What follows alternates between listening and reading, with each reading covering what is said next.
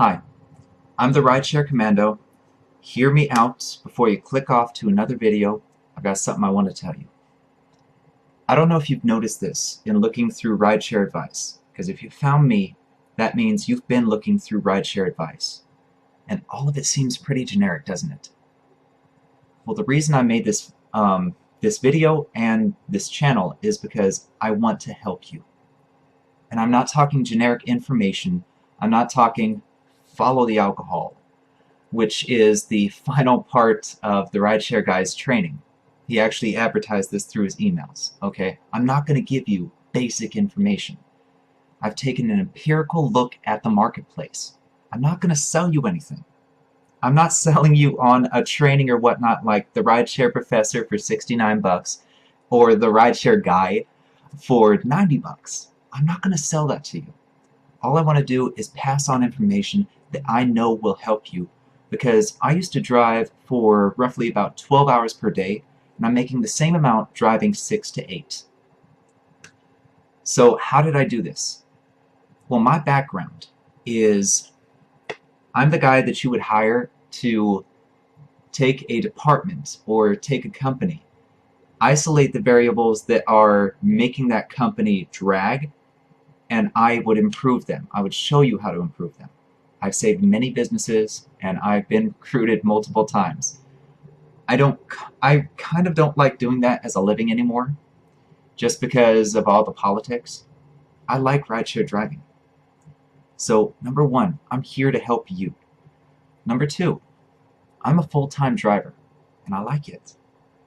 I was the guy that when Seattle had its big snow this last winter, I was the guy that was out there, not just on the safe streets, but I was going up the winding dirt roads where cars were pulled off to the side, they couldn't move. I was the one driving up there because there were a couple veterans that needed to get home, and they didn't have a way to get home.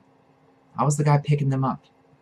I'm the bartender behind the wheel for so many different people I've spoken to.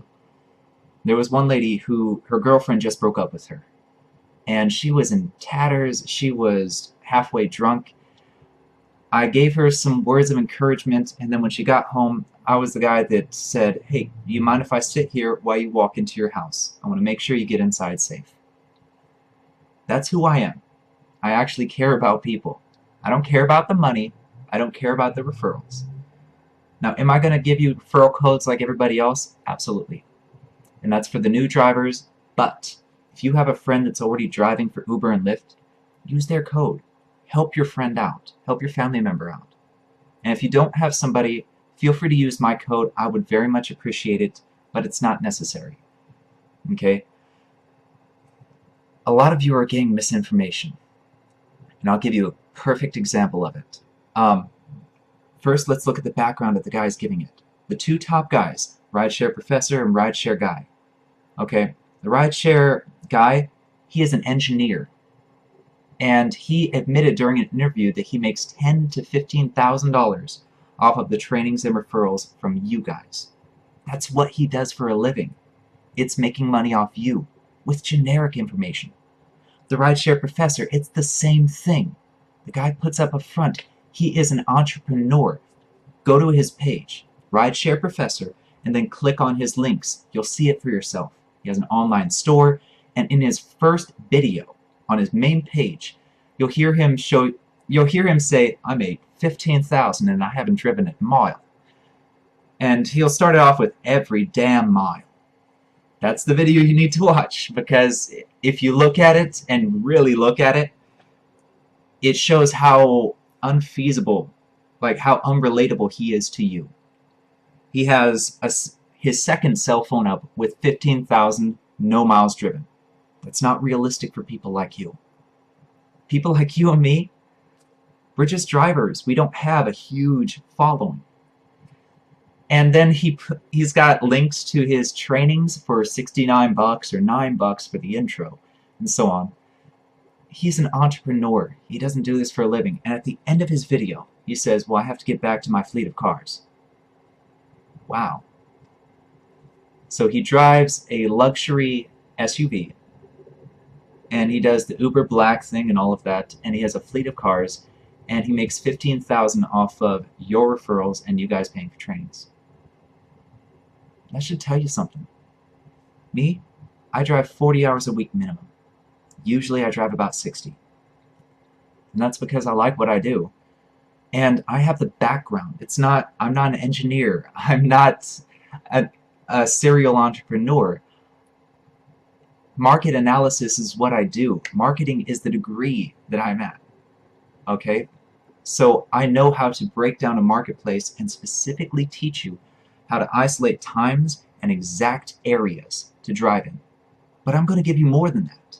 I have a unique background. I've advised small-time politicians, and part of my background is NLP, Neuro-Linguistic Programming, and negotiation tactics, if you will.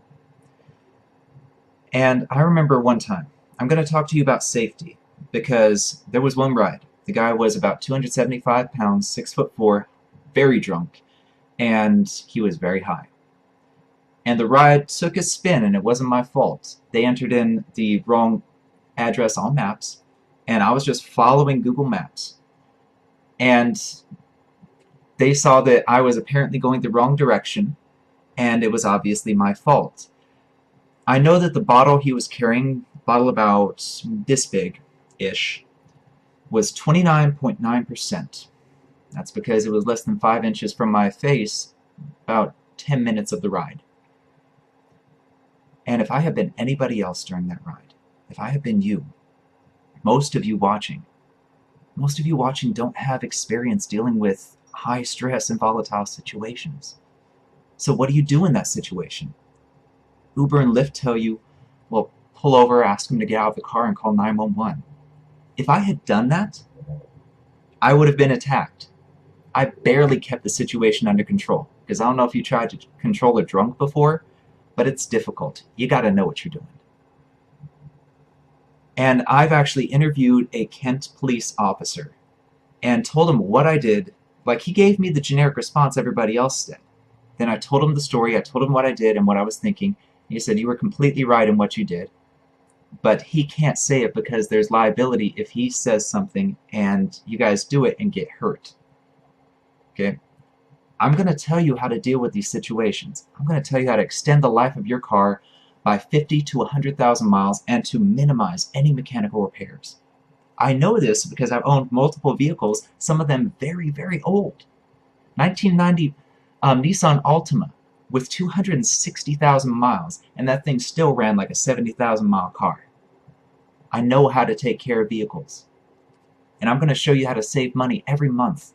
And that's not with the $400 Samsung Galaxy S7 or S6 that they're pushing out there. No, it's with other phones and other plans. And I'm going to show you the breakdown of it. I'm here to help you. I really am.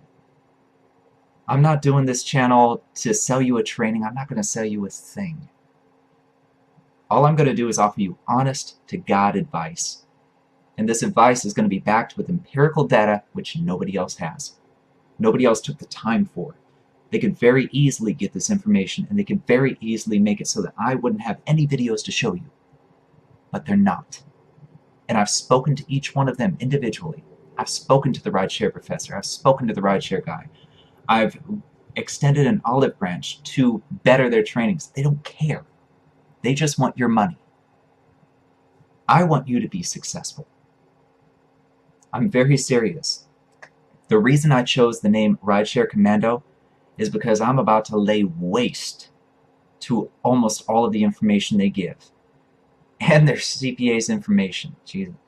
Okay, so one more story before I end this video. The Rideshare guy did an interview live with a CPA. I was on that interview.